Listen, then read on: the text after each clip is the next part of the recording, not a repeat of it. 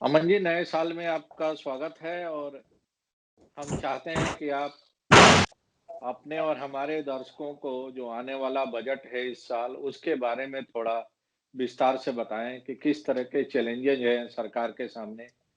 जो हाँ पिछला जी। बजट रहा है, उसकी जो एक्सपेक्टेशंस रहे हैं, वो कितना मीट हो पाया है और अगर मीट आउट नहीं हो पाया, तो उसके पीछे क्या मेजर रीज़न रहे?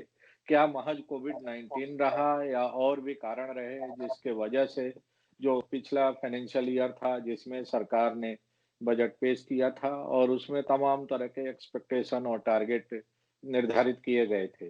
तो वो कितना पूरा हुआ, नहीं हुआ और आने वाला जो बजट है, उसको बनाने से लेके और उसको ग्राउंड लेवल पर ले जाने में किस तरह की चुनौतियाँ, किस तरह की कठिनाई सरकार को उठानी पड़ सकती है। तो इन सब विषयों पर हम चाहते हैं कि आप थोड़ा विस्तार से चर्चा करें। आप फाइनेंशियल सेक्टर के एक्सपर्ट हैं, जाने-माने अ अ, अर्थशास्त्री हैं और हमारे शो में इसके पहले भी आप आते रहे हैं। तो इसलिए हमने सोचा कि इस विषय पर आपसे ज़्यादा उपयुक्त और कॉम्पिटेंट शायद ही कोई होगा एनसीआर में, जो कि एक कॉम्प्रिहेंसिव इन्फॉर्मेशन शेयर कर सके। तो सबसे पहला सवाल तो यही है कि जो मौजूदा सरकार है, जिस तरह की चुनौतियों से जूझ रही है, चाहे वो किसान आंदोलन है, कोविड-19 के वजह से जो अर्थव्यवस्था पटरी से उतरी है, वो चुनौतियाँ हैं। जीएसटी के इम्प्लीमेंटेशन में जो व्यावहारिक दिक्कतें आईं, जिसके वजह से अभी हम लोगों ने आज पढ़ा है, आपने भी देखा होगा कि फाइनेंस सेक्रेटरी अजय भूषण पांडे जी का एक इंटरव्यू छपा है अखबारों में, जिसमें उन्होंने माना है कि जीएसटी में काफ़ी चोरी हुई है और उसको रोकने की कोशिश की जा रही है, प्रोसेस इवॉल्व कर लिया गया है। तो इन सारे विषयों पर हम चाहते हैं कि थोड़ा विस्तार से आप अपनी राय ज़ाहिर करें। पहला सवाल यही है कि जो पिछला बजट रहा, उसको आप किस रूप में देखते हैं? किस हद तक जो एक्सपेक्टेशंस थे पिछले बजट के, वो पूरे हो पाए हैं और नहीं हुए हैं, तो उसके क्या कारण थे? नहीं, आपने बड़ा अच्छा ये कार्यक्रम रखा है और बड़ा टाइमली रखा है। मेरे विचार में ये सरकार के लिए बड़ा सहायक रहेगा समझने के लिए कि आगे क्या-क्या चुनौतियाँ और क्या करना चाहिए। आपने जो बात करी बिल्कुल ठीक कही है कि जो पिछला बजट था, वो पूरी तरह तो खरा नहीं उतर पाया क्योंकि काफ़ी सारी चुनौतियाँ पहले ही आ गई थी और उस वजह से जो है वो पूरी तरह धरा पे नहीं उतर पाया। पर ये देखना ज़रूरी है कि जो ये सरकार है, पिछले सिर्फ पिछला बजट ही नहीं, जो पिछले पिछले 5-6 साल के जो बजट आए हैं, वो उन्होंने कैसे करे और पिछला बजट उसमें कितना बढ़ोतरी का काम कर सकता था और किया और अब आगे क्या चुनौतियों के साथ कर सकता है। पहली चीज़ तो ये है जो इनके बजट आए हैं, वो इंक्रीमेंटल बजट रहे हैं, मतलब हर बार उन्होंने कोई नई चीज़ लाने की कोशिश करी है, एक स्ट्रक्चरल रिफॉर्म डेवलपमेंट की बात करी है, कुछ ना कुछ चेंजेस करने की बात करी है। जैसे पिछले बजट में टैक्स फ्रेमवर्क को चेंज करने की बात की गई, जो इंडिविजुअल टैक्सेशन करता है उसको की गई, इसको रिफॉर्म किया जाए करने की बात की गई। इंसेंटिव बेस्ड स्ट्रक्चर जो सरकारें फॉलो कर रही थी करीबन 20-25-30 सालों से, और जो हमने भी सजेस्ट किया था 1991 में, भारतीय संस्थान ने एक किताब निकाली थी टैक्स इंसेंटिव्स के बेसिस पे, जो 89 से किया जा रहा था कि डिफरेंट इन्वेस्टमेंट पॉलिसी फ्रेमवर्क किया जाए। तो उसमें हमने पोर्टफोलियो अप्रोच भी सजेस्ट की थी, जो निर्मला सीतारमन जी ने पिछले बजट में उसको अपनाने की कोशिश करी और उसको लागू करने की कोशिश करी। इस तरीके से अलग अलग क्षेत्रों में, और जो मेजर क्षेत्र हैं जैसे आपने कहा भी, एक तो जो है हेल्थ केयर है, उसके ऊपर काफ़ी ज़्यादा काम हुआ। अनअवॉइडेबल सर्कमस्टांसेस से दुनिया जो है, पूरा विश्व जो है इस समय त्राही त्राही हुआ है कोविड की वजह से। उन सबके बजट जो है हिले पड़े हैं। हिंदुस्तान का भी बजट जो है काफ़ी हद तक हिला पड़ा है। पर सरकार ने कोशिश किया कि किस तरीके से जो बजट में एलोकेशंस की थी उनको यूटिलाइज करके, उनका नियंत्रण करके, उनको अध्ययन करके किस तरीके से उसको इस्तेमाल किया जा सके, ताकि वो एलोकेशंस भी यूज़ हो सकें और साथ ही साथ जो कोविड की रिक्वायरमेंट्स हैं, हेल्थ केयर की रिक्वायरमेंट्स हैं, लोगों को बचाने की रिक्वायरमेंट्स हैं, अगर सेहत ही नहीं होगी तो आगे क्या काम करेगा कोई इंसान। और इसी को ध्येय को रखते हुए सरकार ने कोशिश किया कि किस तरीके से ज़्यादा से ज़्यादा लोगों को बचा सकें, कोविड का की जो हेल्प कर सके हेल्थ केयर वर्कर्स को, हेल्थ फैसिलिटीज़ को, इंस्टीट्यूशंस को इन्वॉल्व करके, educational institutions, medical educational institutions को इन्वॉल्व करके बाकी जो राहत दे सकते थे, चाहे वो डायरेक्ट बेनिफिट हो, चाहे वो जो है इमीडिएट मेडिकेशन की रिक्वायरमेंट हो, बेड सेंटर्स क्रिएट करने की हो, कोविड स्पेशल हॉस्पिटल्स बनाने की हो, जो बाकी देश भी कर रहे थे पर हिंदुस्तान ने भी की।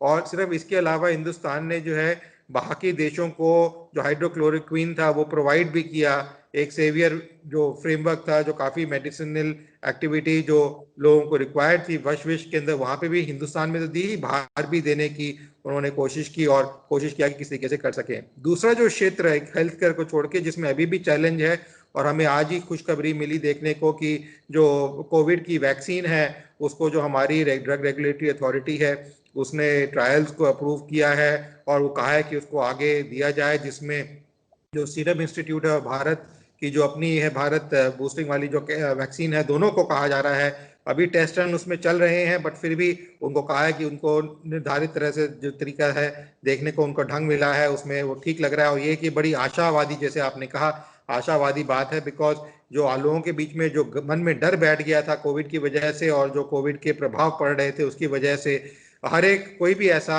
घर नहीं है इस समय जिसमें कोविड का किसी ना किसी को प्रभाव नहीं हुआ हो।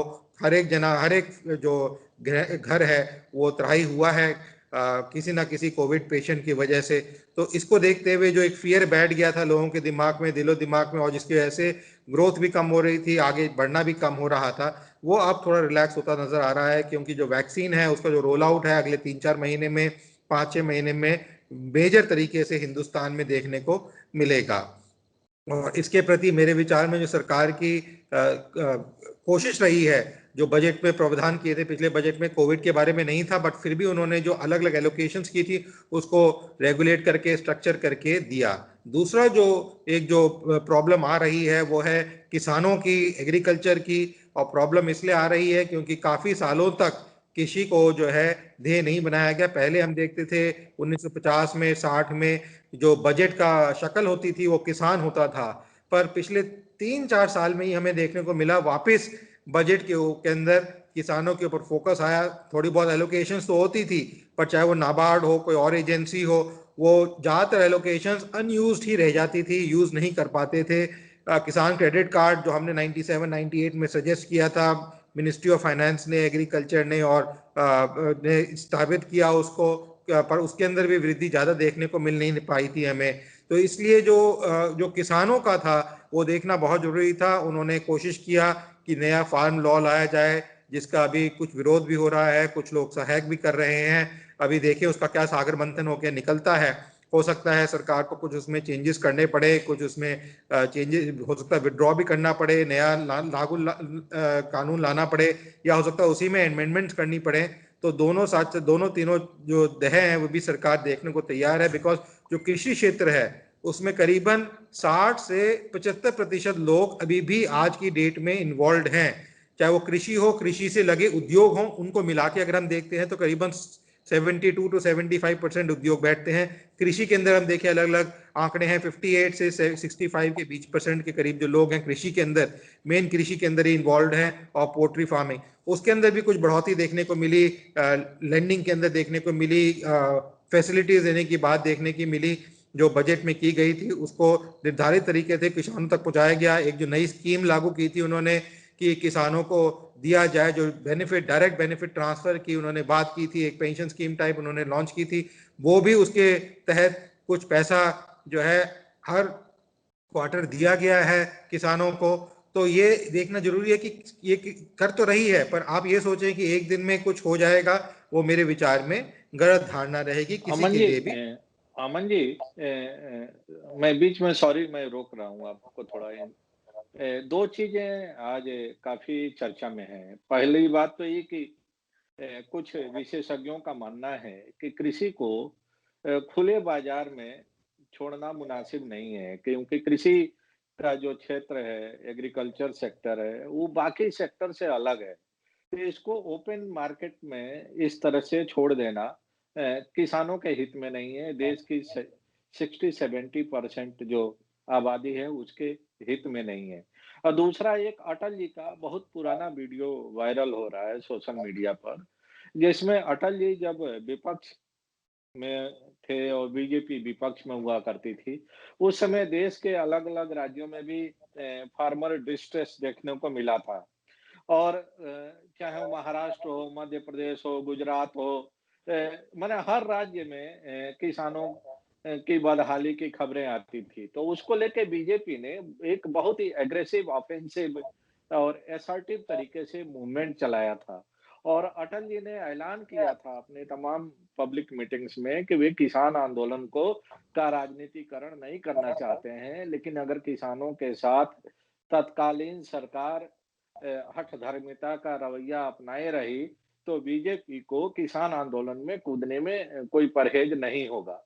तो आज की स्थिति कमोबेश वही है। एक बार फिर किसान सड़क पर है, किसानों के मन में सरकार की नीतियों को लेके अविश्वास है, ट्रस्ट डेफिसिट ज़्यादा है। उसकी मेरिट और डीमेरिट पर आप टेक्निकल तौर पर कह सकते हैं कि किसानों के खिलाफ नहीं है, जो तीनों कानून है, लेकिन जो हालात बने हैं धीरे-धीरे वो आम तौर पर ये माना जा रहा है कि जो तीनों कानून हैं, ये कॉर्पोरेट सेक्टर के दबाव में लाया गया है और इसका जो मेजर बेनिफिशियरी होंगे, वो कॉर्पोरेट सेक्टर होंगे। तो मैं आपसे ये देखिए, समझना चाह रहा हाँ, हूँ आपने कि बड़ा अच्छा कहा। इसी पे जी, आ रहा था इस समय जो आप बात कर हाँ, रहे हैं, मैं इसी अब आखिरी में आने वाला था, कृषि के जी, माध्यम में। तो जी, पहली चीज जो मैं कहना चाहता हूँ, आपके पॉइंट पे मैं इमीडिएटली आऊंगा, कि ये है कि जो किसान है, हिंदुस्तान का जो किसान है, वो पैदावार अच्छी कर सकता है, बना सकता है, पर वो मार्केटिंग नहीं जानता है, ना मार्केट सिस्टम को समझता है, मार्केट मैकेनिज्म को समझता है, उसका पैदावार करनी आती है। और इसीलिए जो बिचौलिए हैं, ये जो प्रॉब्लम आती थी किसानों के अंदर, मैं काफी समय लोकसभा टीवी और चैनल पे, ऑल इंडिया रेडियो में भी, डीडी में भी किया पिछले 15-20 सालों में इसी विषय के ऊपर। उसमें देखने को मिलता था जो बिचौलिए हैं, उनकी वजह से जो किसान मरता था, वो मर इसीलिए रहा था कि वो बना रहा था कोई चीज 2 रुपए की, तो मार्केट में बिक रही थी 200 रुपए की, 20 रुपए की, 25 रुपए की, 50 रुपए की। जो उसका मार्जिन था वो उसको कुछ मिलता ही नहीं, उसकी मेहनत का फल उसे मिलता नहीं था। जो बिचौलिए थे वो सारा ले जाते थे। जहां तक मार्केट मैकेनिज्म की बात है, मंडियां पहले से चल रही हैं हिंदुस्तान में, आज की नहीं है। और मंडियों के अंदर सिर्फ एमएसपी के ऊपर दाम पे नहीं, मंडियों में जो रेट है, वही बार किसान अभी भी जाता है तो किसान से खरीदते नहीं है, उसका सामान खराब हो रहा होता है, तो फिर कोई बिचौलिया आता है उसके अंदर और फिर वो उसको तय करवाता है कि उसे कम रेट देता है, किसान भी उसको कम रेट देने को तैयार हो जाता है, और वो बिचौलिया फिर अच्छा असली रेट जो एमएसपी रेट है या सरकार को दे रहे हैं तो उस रेट पे देना चला जाता है। मंडियों में भी कार्टेल बने हुए थे काफी हद तक। हिंदुस्तान में अलग अलग प्रांतों में अलग अलग मंडियां हैं, अलग अलग चीजों की मंडियां हैं, बिकॉज हर एक प्रांत में अलग अलग चीज का पैदावार होता है, अधिक पैदावार होता है। तो इसको देखते हुए कि कहें कि मार्केट मैकेनिज्म नहीं है, गलत रहेगा। दूसरी चीज, जब हमने 97 में क्रेडिट कार्ड स्कीम की बात की, उस समय कोऑपरेटिव फार्मिंग की भी बात करी, और कोऑपरेटिव फार्मिंग में देखा हमें काफी सारी कंपनियां जो है वो ऑलरेडी आ चुकी हैं, उन्होंने फार्मर्स को मिलके साथ में और जॉइंट वेंचर बना के उन्होंने काम करना शुरू किया, और वो फार्मर प्रोग्रेसिव भी किए हैं आगे। बाहर की कंपनियां, बाहर के देश भी आए हैं, हमने देखा हरियाणा पंजाब के अंदर और कुछ साउथ की स्टेट्स में भी देखने को मिला कि बाहर की देशों से, चाहे वो इजराइल हो, चाहे वो फ्रांस हो, चाहे वो जर्मनी हो, वहां से आके भी उन्होंने जॉइंट वेंचर करके कोऑपरेटिव फार्मिंग करके वो पैदावार को बाहर लेके जाते हैं, महंगे दाम में बेचते हैं, पर यहाँ पे भी किसान को एक अप्रोप्रिएट दाम उन किसानों को मिल पा रहा है। तो ये कहना कि मार्केट मैकेनिज्म कंप्लीट फेलियर है, मेरे विचार में गलत है। हाँ, उसकी नॉलेज फार्मर्स के पास कुछ कम है, पर मंडियों की नॉलेज पूरी है। जो मेरा, हम लोगों का भी सुझाव 3 साल से चल रहा था, और प्रधानमंत्री जी ने भी 2 महीने पहले पहले फ्रंट पेज पे न्यूज़पेपर्स में आया, उन्होंने कहा, और हम 3 साल पहले कहे थे, कि जो हम ये ई मंडियां बनाए हैं, ई नैम्स बनाए हैं, इनको किस तरीके से किसान जब पैदावार करता है कि एक मैसेज भेजे अपने मोबाइल से कि मैंने इतना पैदावार किया है, तो मंडी उसको अगर उठाती है, जहां बड़ी बड़ी कंपनियां 5-5, 10-10 रुपए का सामान हमारे घर तक पहुंचा सकती हैं, तो ये मंडियां जो है उस पैदावार को अगर उठाएंगी किसान से जाके, जो आसपास की जो भी मंडी हो उसके पास मैसेज जाए, ये कंप्यूटर टेक्नोलॉजी की वजह से इनाम के थ्रू,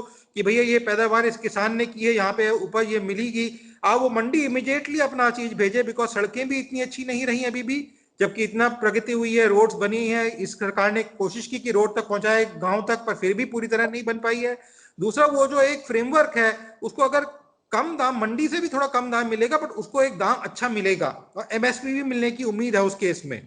जब वो मिलेगा तो ये जो बिचौलियों का सिस्टम है वो खत्म होने की चांसेस हैं। जो खाने का पदार्थ बनता है उसके जो वेस्टेजेस होते हैं, क्योंकि ट्रांसपोर्टेशन में खराब हो जाता है, किसानों के पास माध्यम नहीं है मंडी तक सामान ले जाने के काफी सारे, तो उसमें खराबी होती है। फिर और रास्ते रहते हैं, पड़ा रहता है सामान, वो बेच नहीं पाते टाइम पे, तो उसमें खराबी होती है। तो जब ये मंडी उठाएगी सामान को तो इमीडिएटली, और प्रधानमंत्री जी ने अब 1-1.5 महीना पहले की बात है, उन्होंने कहा कि हम कोशिश करना चाहते हैं ये फार्म लॉ लाने से पहले कि हम किस तरीके से किसान से उसकी पैदावार उठाएं ताकि वो मंडी तक ना आए, मंडी किसानों तक पहुंचे।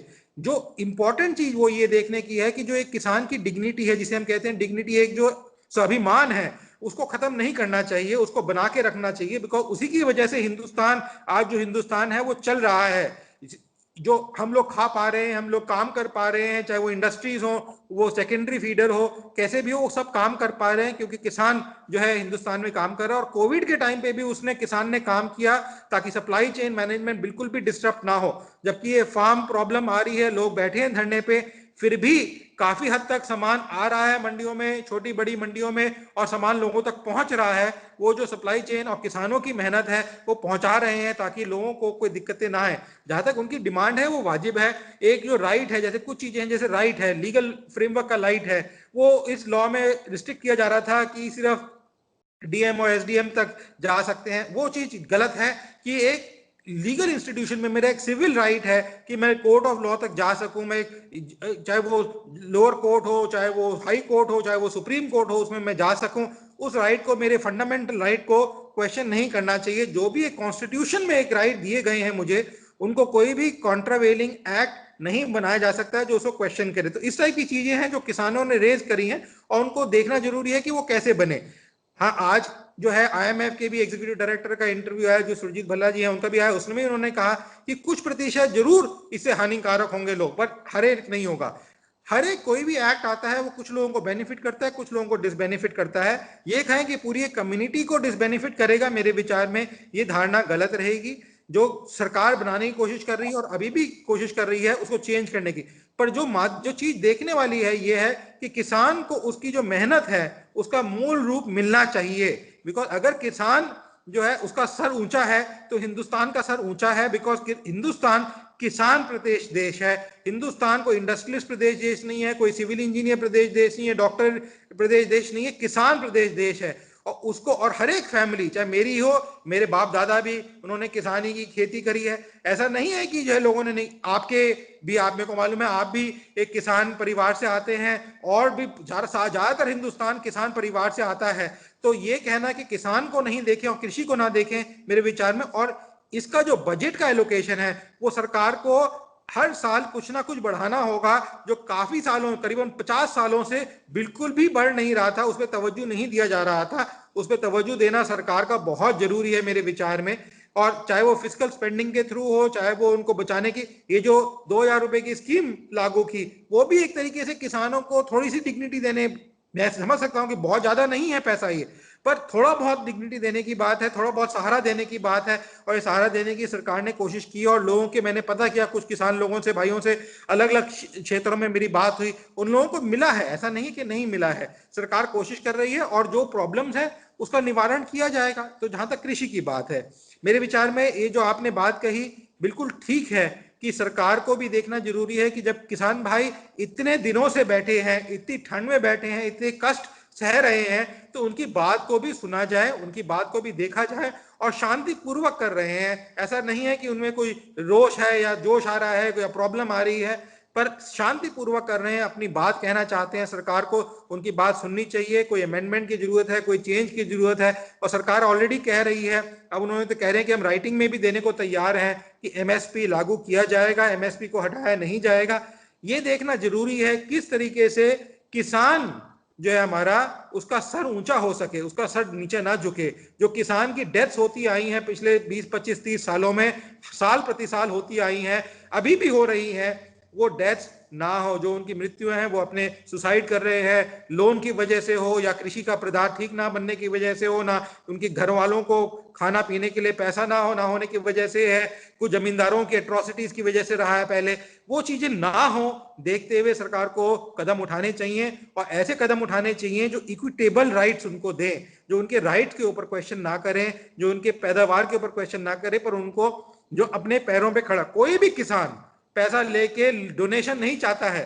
किसान चाहता है, बहुत मेहनती है हिंदुस्तान का किसान, वो चाहता है, सिर्फ हिंदुस्तान का किसान ने हिंदुस्तान में नहीं काम किया है, बाहर भी काम किया अलग अलग क्षेत्रों में, और उसने दिखाया है कि कितना महत्वपूर्ण तरीके से वो पैदावार कर सकता है। ये बाहर की जब कंट्रियां, बड़ी बड़ी कंट्रियां आ रही हैं हिंदुस्तान में पैदावार करने के लिए, ऑर्गेनिक फार्मिंग करने के लिए, और ये पैदावार लेके जा रही हैं और उन दामों को 10-10, 15-15, 20-20, 50-50, 100-100% पे बेच रही हैं, तो हिंदुस्तान अपने में सक्षम क्यों नहीं है कि हमारी मार्केट मैकेनिज्म एक क्रिएट किया जाए जो उस पैदावार को हमारा बेचे बाहर मार्केट में, और हिंदुस्तानी किसान को वो पैसा मिल सके जो बड़ी बड़ी कंपनियां आके कमा के लेके जाती हैं। और ये आज की बात नहीं है, पिछले 20-25 साल से ये चल रहा है, और ये देखा गया है कि ये ऐसी कंपनियां कमा पा रही हैं। जब कमा पा रही हैं तो हमारा किसान भी करे, हमारे किसान को पैदावार का पैसा मिले। तो मेरे विचार में मार्केट मैकेनिज्म रॉन्ग नहीं है, पर उसमें अगर कोई ट्वीकिंग करनी है, ठीक ठाक करना है, उसको लोगों तक पहुंचाना है, समझाना है, वो सरकार का कर्तव्य है, उनको करना चाहिए। अमन जी, हम फिर आते हैं अपने मूल जो मुद्दा है हाँ जी। बजट का, उसके ऊपर। और अभी जो आंकड़े आ रहे हैं इस समय, कहा जा रहा है कि दिसंबर 2020 तक जो फिस्कल डेफिसिट था वो करीब 11 लाख करोड़ था, और अनुमान लगाया जा रहा है कि मार्च 2021 तक यह फिस्कल डेफिसिट बढ़ के 14 लाख करोड़ हो सकता है। ऐसे स्थिति में क्या आपको लगता है कि सरकार जो तमाम वेलफेयर स्कीम्स पिछले बजट में भी अनाउंस की थी और चलाने की कोशिश कर रही थी, जो कि कुछ चल पाई, कुछ कोविड-19 की वजह से रुक गईं, वह इस नए फिस्कल फाइनेंशियल ईयर में सरकार उसको कंटिन्यू रख पाएगी, या उसमें भी कटौती की संभावना आप देख रहे हैं? जो आपने बात कही है फिजिकल डेफिसिट पे, मैं उसमें एक सेकंड में आऊंगा। मैं दो क्षेत्रों पे और कहना चाहूंगा। एक तो है जो उद्योग वर्ग है, उसमें एक बड़े उद्योग वर्ग भी हैं और एमएसएमई भी है, और इससे रिलेटेड है जो आपका क्षेत्र आया है। ये जो उद्योग वर्ग है उसमें काफी सारे अब हमें चेंजेस कोविड की वजह से देखने को मिले हैं। काफी सारे क्षेत्र काम नहीं कर पाए थे, लॉकडाउन भी रहा। पिछले साल आपने देखा काफी सारे क्षेत्रों को हानि भी हुई है, कुछ क्षेत्रों में फायदा भी देखने को मिला है। अब कुछ क्षेत्र अब एक पिछले 4-5 महीने 6 महीने में एकदम से प्रगति भी कर पाए हैं, जिसकी वजह से जीएसटी कलेक्शन भी काफी हद तक बड़ा रिकॉर्ड जीएसटी कलेक्शन हमें देखने को मिल पा रहा है। जो आज भी आपने जिक्र किया था कि उन्होंने कहा है, फाइनेंस सेक्रेटरी ने कहा है। तो जो क्षेत्र हैं वो रीओरिएंट हो रहे हैं कोविड की वजह से। एमएसएमई भी रीओरिएंट हो रहे हैं, उनको भी नए क्षेत्र देखने को मिल रहा है, सोच रहे हैं क्या करें क्या ना करें, और उसको देखते हुए आगे बढ़ोतरी। अब जहां तक बजट की बात है और फिजिकल डेफिसिट की बात है, जहां तक बजट की आपने बात करी, जो उन्होंने स्कीमें लागू की थी, और अभी नहीं पिछले 3-4 बजट में जो स्कीमें लागू की हैं उनमें काफी सारे प्रोजेक्ट्स भी रहे हैं, चाहे वो डिफेंस के तहत हो या और एरियाज के तहत हो, उनको धरा पे उतारना सरकार के लिए बहुत जरूरी है आज की डेट में। सिर्फ एक स्कीम लागू करने से बात नहीं बनती है। मेरे को याद है जब मैं वर्ल्ड बैंक में वॉशिंगटन डीसी में 2000-2001 में काम करता था, तो मेरे जो कॉलीग्स थे, जो सीनियर इकोनॉमिस्ट थे, जो डायरेक्टर से डिपार्टमेंट के, और काफी सारे मैं डायरेक्टर से मिला, वाइस प्रेसिडेंट से मिला, मैं कुछ प्रोजेक्ट्स कर रहा था जब, तो उन्होंने ये कहा कि ये जो हिंदुस्तान में प्लानिंग की प्रॉब्लम नहीं है, बहुत अच्छे प्लान बनाते हैं, बड़ा अच्छा काम करते हैं, और जब हम हिंदुस्तान में वर्ल्ड बैंक की तरफ से लेके जाते हैं प्रोजेक्ट, तो कहते हैं भैया अपना प्रोजेक्ट छोड़ जाओ, फंडिंग छोड़ जाओ, प्रोजेक्ट प्लानिंग हम अपने आप इंडिपेंडेंटली करेंगे, बाकी देशों की तरह हमें करना नहीं पड़ता है कि हमें पूरा उनको महकमा बना के देना है, सब कुछ करके देना पड़ता है। वर्ल्ड बैंक के अंदर भी व्यू था, हमारी प्लानिंग बड़ी अच्छी होती है, डिवाइजिंग स्ट्रक्चरिंग बहुत अच्छा होता है, पर जहां भी इंप्लीमेंटेशन की बात आती है वहां पे हिंदुस्तान पूरी तरह खरा नहीं उतर पा रहा है पिछले 20-25-30 सालों में। इस सरकार में पिछले 6 साल में कोशिश करी है कि हम किस तरीके से इंप्लीमेंट करें, पर काफी सारे जो प्रोजेक्ट हैं, चाहे वो कोविड हो, चाहे वो कुछ और कारण रहे हो पिछले कुछ 2-3 सालों में, वो अभी भी वो प्रोजेक्ट को धरा पे उतार नहीं पा रहे हैं, और वो धरा पे उतारना उनके लिए बहुत जरूरी है, ताकि जो है बढ़ोतरी देख सकें। एक आम आदमी जो काम करता है, जो लोकल एरिया में बैठा होता है, चाहे वो डिफेंस कॉरिडोर हो, चाहे वो वाटरवेज कॉरिडोर हो, चाहे वो गंगा प्रोजेक्ट को ही लेके चले, बहुत सारे ऐसे प्रोजेक्ट हैं जिसमें काम करना जरूरी है, और सरकार को निर्धारित तरीके से काम करना जरूरी है। इसमें अगर खर्चा भी करते हैं, फिजिकल स्पेंडिंग भी होती है, तो उसकी दिक्कत नहीं है, क्योंकि ये एक प्रोडक्टिव खर्चा है जो आगे जाके रेवेन्यू ग्रोथ करेगा। खर्चे जो फिजिकल स्पेंडिंग की जहां प्रॉब्लम आती है, वो आती है जब हम फ्री में कोई पैसा बांट देते हैं, जैसे करीबन 5 लाख करोड़ के करीब जो है वेवर हर साल सरकारें देती आई हैं पिछले 20 सालों के अंदर। करीबन 3.5 से 5.5 लाख करोड़ के बीच में साल प्रति साल वेवर रहा है। आपको शॉकिंग होगा जान के ये जो एनपीएस का वेवर रहा है, क्यों रहा है? कभी करीबन 1 से 1.5 लाख करोड़ कॉर्पोरेट्स का रहा, करीबन 2 से 2.5 लाख करोड़ फार्मर्स का रहा, और काफी सारे क्षेत्रों का करीबन 50 लाख करोड़ के करीब रहा। जो सरकारें, अलग अलग सरकारें हर साल प्रति साल वेवर करती आई, उसका क्या इंपैक्ट होता है? उसका इंपैक्ट ये होता है कि आपने दे तो दिया वेवर, उससे जो उसको राहत तो मिल गई, पर जो एक धारणा बनी लोगों के अंदर कि भैया पैसा लो, पैसा को एंजॉय करो, कल को एनपीए बनाओ, सरकार तो वेवर दे ही देगी, ये जो एक धारणा बनती जा रही थी, इस सरकार ने उसके ऊपर नकेल कसी। अभी भी ये सरकार करीबन 2.5 से 3-3.5 लाख करोड़ के करीब वेवर साल प्रति साल पिछले 2-3 साल में देती आ रही है। पहले तो करीबन 5.5% 5.5 लाख करोड़ के करीब था, अब कम करके किया है, पर अभी भी देती आ रही है। और क्योंकि इनके हाथ में नहीं है, क्योंकि कुछ वेवर राज्य सरकारें देती हैं, कुछ सेंट्रल सरकारें देती हैं, दोनों का मिला जुला रहता है। पर ये जो वेवर है, ये कैश पेंडिंग वेवर है, प्रोडक्टिव नहीं रहता है। बिकॉज एनपीए तभी बनता है, ज्यादातर एनपीए, मैं सारे नहीं कहूंगा, ज्यादातर एनपीए तभी बनते हैं जब कोई प्रोडक्टिविटी नहीं देखने को मिलती है और उससे रिटर्न नहीं मिलता है, और तब वो पैसा नहीं दे पाते और वो एनपीए बनने की कगार पे जाता है। तो ये एक देखना जरूरी है कि जो सरकार खर्चा कर रही है वो सिर्फ बांट रही है मिठाई की तरह, या जो है वो, और हमें देखने को मिला कि 2001 में ये मूडीज की रिपोर्ट आई, नवंबर 2019 में, उन्होंने साफ कहा कि 2010-2011 के अंदर जो काफी सारे लोन दिए गए वो मिठाई की तरह बांटे गए। अब इस तरीके से अगर मिठाई बांटी जाएगी तो वो नॉन प्रोडक्टिव फिस्कल एक्सपेंडिचर बनता है। ये सरकार को और समझना जरूरी है कि हमारे पास काफी सारे रिजर्व्स हैं इस समय, हमारी जो फाइनेंशियल पोजीशन है वो फेयरली स्ट्रांग है अंतरराष्ट्रीय मार्केट के अंदर काफी सारे देशों के प्रति। इस समय करीबन $600 बिलियन के फॉरेन एक्सचेंज रिजर्व, $580 बिलियन तो डायरेक्ट है, उसके अलावा करीबन $50 बिलियन हमने लोन दे रखे हैं आसपास के देशों को अपने। वो भी रघुराम राजन जी ने एक बार बताया था जब वो थे 2014-15 के आसपास की, इतने लोन हमने दे रखे हैं, वो भी हमारे फॉरेन एक्सचेंज रिजर्व्स के अंदर एड अप होते हैं, जबकि हमारे पास पैसा नहीं है पर हमारे पास वापस आना है उन देशों से, तो एड अप होते हैं। तो $600 बिलियन से ज्यादा रिजर्व हमारे पास हैं, तो इसलिए घबराने वाली बात पहली बात नहीं है। दूसरी चीज जो सरकार को देखना है कि जो फिस्कल स्पेंडिंग बढ़ रही है वो तो बढ़ेगी। अब जैसे कोविड वैक्सीन आएगी, उसमें काफी सारे क्षेत्रों में सरकार को देना ही पड़ेगा, जैसे हेल्थ वर्कर्स की बात करी, जैसे अभी बात करी आज सीरम इंस्टीट्यूट के पूनावाला का इंटरव्यू था, उसमें उन्होंने कहा कि करीबन 100 मिलियन डोजेस हमने सरकार के लिए रखी हुई हैं, जो 200 रुपए के प्रति हमने निर्धारित करी है, उसकी प्राइस जो सरकार को दी जाएंगी, जिसमें से करीबन 50 से 60 मिलियन जो डोजेज हैं वो हेल्थ केयर वर्कर्स को दी जाएंगी, अब वो फ्री दी जाएंगी। ऐसे ही अभी रिसेंटली जो इलेक्शंस हुए पिछले 6 महीने के अंदर, सरकार ने जो है, राज्य सरकारों ने, और जहां पे आने के लिए उन्होंने घोषणाएं की कि हम फ्री में वैक्सीनेशन करेंगे लोगों का, तो जब वो किया गया है तो वहां पे फिस्कल स्पेंडिंग होगी।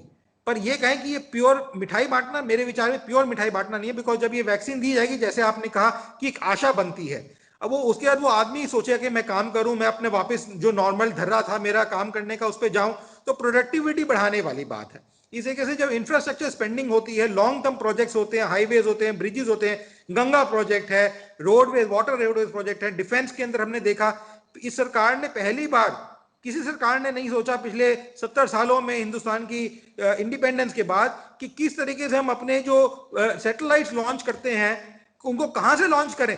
हर बार हम रशिया के बाद जा रहे हैं, कभी कहीं और जा रहे हैं, अमेरिका के बाद जा रहे हैं, कभी कहीं जा रहे हैं, बड़ा खर्चा होता है, उसमें टैक्स पेयर मनी जाता है। पहली बार सरकार ने कोशिश की कि हम अपने पास से लॉन्च करें, और एक के बाद अब एक लॉन्च करे जा रहे हैं। अब हम जो है अपने डिफेंस इक्विपमेंट को बेचने की बात कर रहे हैं, बनाने की बात कर रहे हैं।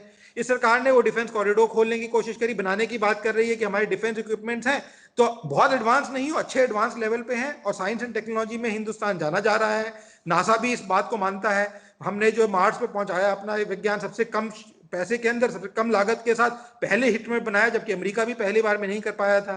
तो इसको देखते हुए, हमारे जो साइंस एंड टेक्नोलॉजी को लोहे को मानते हुए सरकार ने जो कोशिश की, अभियान चढ़ा, अब उससे रेवेन्यू गेन होगा। अब ये जो मेडिसिन बन रही है, भारत वाली भी और जो सीरम इंस्टीट्यूट वाला आ रहा है उसकी भी, ये जब बाहर जाएगी तो उससे भी फॉरेन एक्सचेंज आएगा। ऑर्गेनिक एग्रीकल्चर को जो मंडियों के थ्रू बनाने की कोशिश कर रहे हैं, ओपन मार्केट में बेचने की कोशिश की बात की जा रही है, एक्सपोर्ट करने की बात की जा रही है, उसके अंदर भी हम देखने को कोशिश कर रहे हैं कि उससे भी इंपोर्ट होगा, जो ग्रोथ आएगी वो देखने को मिली। तो सरकार की जो कोशिश है जहां तक फिस्कल डेफिसिट है वो जरूर, ये आप 14 लाख करोड़ कह रहे हैं, ये 15 से भी ऊपर जाने की उम्मीद है मेरे विचार में। पर ये एक होना ही था, बिकॉज जो कोविड की वजह से प्रभाव पड़ा मार्केट के ऊपर वो हमें देखने को मिला। और कुछ जो रूल्स एंड रेगुलेशंस कुछ एजेंसीज ने लागू किए, जैसे मैं एक एजेंसी, दो एजेंसीज का नाम लेना चाहूंगा, सबको नहीं कहना चाहूंगा, बट कुछ ने किया वो रेगुलेटर, जैसे पोल्यूशन बोर्ड ने किया, उन्होंने कारों को कह दिया 10 साल और 15 साल, इसके बाद कार बेकार है। विश्व में कोई भी ऐसा देश नहीं है, चाहे अमेरिका जैसा कैपिटलिस्ट देश हो, वो ये कहता है कि 10 साल या 15 साल लाइफ है गाड़ी की। हिंदुस्तान में जहां गाड़ी जिंदगी भर के लिए खरीदी जाती है, वहां पे आपने कह दिया कि 15 साल एक गाड़ी खरीदेगा, आदमी खरीदता है कि मैं मरते दम तक गाड़ी रखूंगा, यहां पे आप कह रहे हैं 10 साल 15 साल। तो क्या हुआ, गाड़ी की सेल एकदम से फॉल हो गई। लोग कहते हैं हम गाड़ी क्यों खरीदे, हम तो ओबर उमा जो ये जो कंपनियां हैं जो चला रही हैं गाड़ियों को, उन्हीं को चला के काम कर लेंगे, पब्लिक ट्रांसपोर्टेशन इस्तेमाल कर लेंगे, हम गाड़ी क्यों खरीदेगा, 10 साल ही हमारी लाइफ है इस इन्वेस्टमेंट की। तो वो एक निर्धार, जैसे ही सुप्रीम कोर्ट ने विड्रॉ किया, हम देखेंगे कि इमीडिएटली सेल उन गाड़ियों की जो स्टॉक पड़े हुए थे बढ़ी, और ऑटोमोबाइल ने भी ग्रोथ, प्रॉफिटेबिलिटी हमें देखने को मिला पिछले 3-4 महीने में दिखाई है, उसकी वजह से भी जीएसटी कलेक्शंस बढ़े हैं। तो ये देखना जो इस तरीके से जो है, ये जो एआईसीटी है, रेगुलेटरी बॉडी है एजुकेशन में, वो अलग अलग रूल लगा के एजुकेशन इंस्टीट्यूशंस को थ्रॉटल की जा रही है। आपके पास ये होना चाहिए, आपके, अरे ये देखो कि बच्चे को पढ़ा रहे हैं नहीं पढ़ा रहे, उसको सक्षम बना रहे हैं नहीं बना रहे, उसके ऊपर कोई फोकस नहीं है। उनको जॉब मिल रहा है नहीं मिल रहा है, उनको आगे बढ़ोतरी मिल रही है नहीं मिल रही है, एक हम कारीगर ह्यूमन रिसोर्स बना रहे हैं नहीं बना रहे, वो देखने की ऊपर क्षमता नहीं है।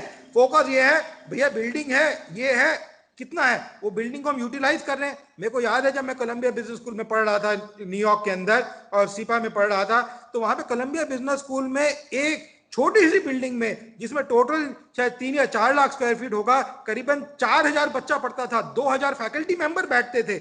और यहाँ पे वो कह देंगे कि नहीं जी इतनी बड़ी बिल्डिंग में आप जो है सिर्फ 100, 200, 300 बच्चों को पढ़ाइए। अब आप बताइए कि जो एक रिसोर्स है वो अगर यूटिलाइज नहीं होगा, देश का रिसोर्स है, इस समय इस सरकार ने अभी कोई भी नीति नहीं लाई, ना एआईसीटी ने किया या कोई और यूजीसी ने किया, कि ये जो एजुकेशनल इंस्टीट्यूशंस क्रिएट किए हैं हमने, उनको किस तरीके से सपोर्ट किया जाए। वो सैलरी तो लोगों को दे रहे हैं, कहां से देंगे, बच्चे आ नहीं रहे हैं, बच्चों को डर लगा हुआ है, कोई पढ़ना नहीं चाहता। तो इस तरीके से जो रेगुलेटर्स हैं उनको हेल्पिंग हैंड देना जरूरी है, और सिर्फ एक क्षेत्र में नहीं है, सारे क्षेत्रों में रेगुलेटर्स को थोड़ा बहुत अपने आप को नीतियों को चेंज करना पड़ेगा, अपनी अप्रोच को चेंज करना पड़ेगा, और वो फिस्कल डेफिसिट में क्रिएट नहीं करेगा, वो ग्रोथ की तरफ क्रिएट करेगा। अब ये जो फार्मर भी लड़ रहे हैं, डर रहे हैं, वो लीगल फ्रेमवर्क से इसीलिए डर रहे हैं कि आप ये नया रेगुलेटर सा बना देंगे, डीएम और इनको बना देंगे, फिर मेरे पास होप ही क्या रह गया आगे जाने के लिए। और इस चीज से सरकार के जो रेगुलेटर डर रहे हैं। आईटी में हमने देखा जब रेगुलेशन लॉ आया आईटी के अंदर, उससे पहले कितनी ग्रोथ हो रही थी 1990 के दशक में, 2000 के शुरू के दशक में आईटी के अंदर, पर वो ग्रोथ बिल्कुल धीमी हो गई। बड़ी कंपनियां तो बड़ी बन गई, छोटी कंपनियां छोटी रह गई आईटी के अंदर। क्यों हुआ ये इसीलिए हुआ कि जो आईटी लॉ आया, आईटी फ्रेमवर्क आया, जरूरी था लाना, बट वो ऐसा रिस्ट्रिक्टिव आ गया कि रेगुलेटर को एक जो है कंट्रोल मिल गया, और उसकी वजह से जो एक छोटी छोटी कंपनियां, बड़ी कंपनियां, उनकी जो ग्रोथ देखने को मिल रही थी वो ग्रोथ हैम्पर होनी शुरू हो गई। तो अमन जी, जो तो मुझे सरकार को लगता है है भैया थोड़ा सा इसमें विचार में बदलना पड़ेगा। अमन जी, मैंने आपके कहने का मतलब ये है कि जो रेगुलेटर्स की भूमिका है वो कंट्रोलिंग अथॉरिटी के बजाय फैसिलिटेटर की ज्यादा हो, तो उससे ग्रोथ भी होगा, इंस्टीट्यूशंस भी ग्रो होंगे, और रेगुलेटर्स का रेलिवेंस भी बिल्कुल रहेगा। बिल्कुल मैं ये समझना चाह बिल्कुल रहा हूँ ठीक। कि जिस तरह से आपने बताया है कि सरकार के जो स्टेप्स हैं, जो उनके डिसीजंस हैं, वो पॉजिटिव ग्रोथ की तरफ जा रहे हैं, और जीएसटी कलेक्शन भी अच्छा हुआ है। तो हम आप इस विषय पर पहले भी कई बार हम लोग डिस्कशन कर चुके हैं, जब राज्यों और केंद्र सरकार के बीच में जीएसटी के कलेक्शन और उनके हिस्सेदारी को लेके विवाद खड़ा हुआ था। और पिछले फाइनेंशियल ईयर में केंद्र सरकार राज्यों को उनका शेयर नहीं दे पाई थी। तो क्या इस बार उम्मीद किया जाए कि इस जो फाइनेंशियल ईयर है, जो नया फाइनेंशियल ईयर शुरू होगा, उसमें राज्यों को उनका ड्यू शेयर मिल जाएगा, केंद्र सरकार देने में सक्षम रहेगी? मेरे विचार में इस बार सरकार को उनका ड्यू देना चाहिए, और वो सक्षम है देने के लिए। ये जो 3%, 3.5% फिजिकल डेफिसिट की जो फिगर है, वो एक डेवलप्ड नेशन के लिए इस टाइप की फिगर रखना ठीक है, पर एक डेवलपिंग नेशन, एक इमर्जिंग मार्केट जिसे हम जैसे कहते हैं हिंदुस्तान है, जहाँ पे बहुत गरीब भी हैं, अमीर भी हैं, सब टाइप के लोग रहते हैं, उस जैसे देश के लिए बिल्कुल ठीक नहीं है। ये देखना जरूरी है कि ऑन गोइंग कंसर्न जिसे कहते हैं, कोई चीज किसी ने उसमें निवेश किया है, पैसा लगाया है, वो चलते रहना चाहिए। किस तरीके से एक ऐसा एनवायरनमेंट क्रिएट किया जाए, एक माहौल बनाया जाए कि वो चीज चलती रहे और बढ़ोतरी की तरफ हम हिंदुस्तान को लेके जा सके। इस चीज को देखते हुए कि जब हम $5 ट्रिलियन इकोनॉमी की बात कर रहे हैं, कोई बहुत दूर नहीं है, बना सकते हैं, कोई बड़ी चीज नहीं है, उसको बनाने की क्षमता रखें। इस बार हमारा बैलेंस ऑफ ट्रेड भी पॉजिटिव आया। मेरे को याद है 2003-4 में जब हमारा एक्सचेंज रेट करीबन 44 रुपीज से एकदम से 30 रुपए पे गया था, तब भी जो है हमारा बैलेंस ऑफ ट्रेड पॉजिटिव हो गया था और उसे बढ़ोतरी देखने को मिली थी। ये जो वीक करेंसी को रख के किया जाता है उससे हानिकारक ज्यादा होते हैं, बिकॉज जितने भी हमारे इंपोर्ट हैं वो इनइलास्टिक है। इनइलास्टिक मतलब वो हमें खरीदने ही पड़ेंगे, हमारे पास कोई चारा नहीं है, चाहे वो तेल हो, चाहे वो दवाइयां हो, चाहे वो खाने के पदार्थ हो, वो सब खरीदने ही पड़ेंगे। पर जो हमारे जितने भी एक्सपोर्ट हैं वो सारे इलास्टिक नेचर में है, मतलब कि उनको जो दाम है उसके बेसिस पे आदमी खरीदेगा नहीं खरीदेगा। और हिंदुस्तान की जो छवि रही है अभी से नहीं, जैसे निर्मला सीतारमण जी ने भी कहा 3000-4000 सालों से, कि यहाँ पे जो पैदावार बनती थी बाहर का, लोग कहते थे अच्छा हिंदुस्तान से माल आया है, भारत से माल आया है, उसको खरीद लो कोई भी दाम पे है। वो छवि वापस बनाना जरूरी है, उसमें दाम का कोई रेट नहीं होता। अगर एक्सचेंज रेट ही एक फैक्टर रहता है एक्सपोर्ट के लिए, तो अमेरिका जिसका एक्सचेंज रेट सबसे ज्यादा स्ट्रांग है, जो सबसे महंगी करेंसी मानी जाती है, वो कभी भी एक्सपोर्ट नहीं कर पाया था, जबकि वो सबसे बड़ा एक्सपोर्टर है पूरे वर्ल्ड के अंदर। तो वो जब एक्सपोर्ट कर पाता है स्ट्रांग करेंसी के साथ, तो हिंदुस्तान को, आरबीआई को भी ये देखना जरूरी है कि ये जो नीति एक्सपोर्ट के प्रति लगाई जाती है, ये इसको रीवैल्यू करना चाहिए, रीअसेस करना चाहिए, और फिस्कल डेफिसिट से काउ डाउन नहीं होना चाहिए, खर्चा करना जरूरी है। और इस साल सरकार को खर्चा करना पड़ेगा, राज्य सरकारों को भी पैसे देने पड़ेंगे, लोगों तक भी पैसे पहुंचाने पड़ेंगे, ये जो दवाई पे खर्चा है वो भी खर्चा करना पड़ेगा, जो हेल्थ फैसिलिटीज है उनको और सक्षम बनाना पड़ेगा।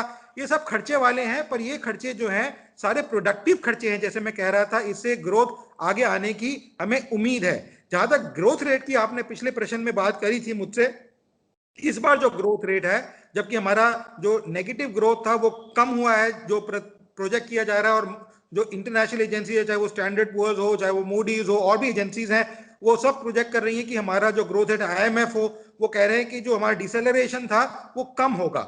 मेरे विचार में जो एक बेस इफेक्ट है, बिकॉज पिछले साल जीडीपी बहुत कम रहा, तो इस बार जो बेस इफेक्ट हमें देखने को मिलेगा अगले साल का, वो काफी ज्यादा होगा। और जो इस बार अब जो ग्रोथ देखने को मिल रही है लोगों के अंदर, जो कंपनियों में क्षमता आदि दिखाई दे रही है, वो दोनों फैक्टर से बढ़ रही है, हिंदुस्तान की डोमेस्टिक की वजह से भी और इंटरनेशनल डिमांड की वजह से भी। तो दोनों को देखते हुए सरकार को अपने कदम उठाने चाहिए, किस तरीके से ट्रांसपेरेंसी लाए, मार्केट मैकेनिज्म को स्ट्रॉन्ग करे, और किस तरीके से हिंदुस्तान के जो व्यापारी है उसको विश्व की मार्केट में लॉन्च कर सके। जैसे अमेरिका ने जो बड़ी बड़ी कंपनियां हैं उनके थ्रू अपने प्रोडक्ट को विश्व के अंदर लेके गई है, किस तरीके से, और इन्होंने मार्केट मैकेनिज्म बना दिया है, पूरी एक कंपनी बनाई हुई है जो ये कर रही है, सिर्फ पर अभी सरकारी कंपनियों के लिए कर रही है, कृषि को भी लेके जा रही है उसमें, बट और पदार्थों को भी, एक आम आदमी, एक छोटा व्यवसाय वाले को भी उसमें लेना जरूरी है, ताकि वो अपना माल अगर यहाँ पे बेच सके तो यहाँ पे, नहीं तो बाहर मार्केट में बेच सके तो बाहर मार्केट में उसको बेचने की क्षमता उसमें बहुत आ बहुत सके। धन्यवाद है अमन जी, मेरे को उम्मीद है इतनी कि अच्छा महत्वपूर्ण जानकारी साझा करने के लिए। हम लोग फिर दोबारा मिलेंगे ग्रोथ इस रही। बजट के बाकी विषयों पर और डिटेल में चर्चा करने के लिए। तब तक के लिए बहुत बहुत धन्यवाद। धन्यवाद। Thank you. धन्यवाद। नमस्कार, धन्यवाद।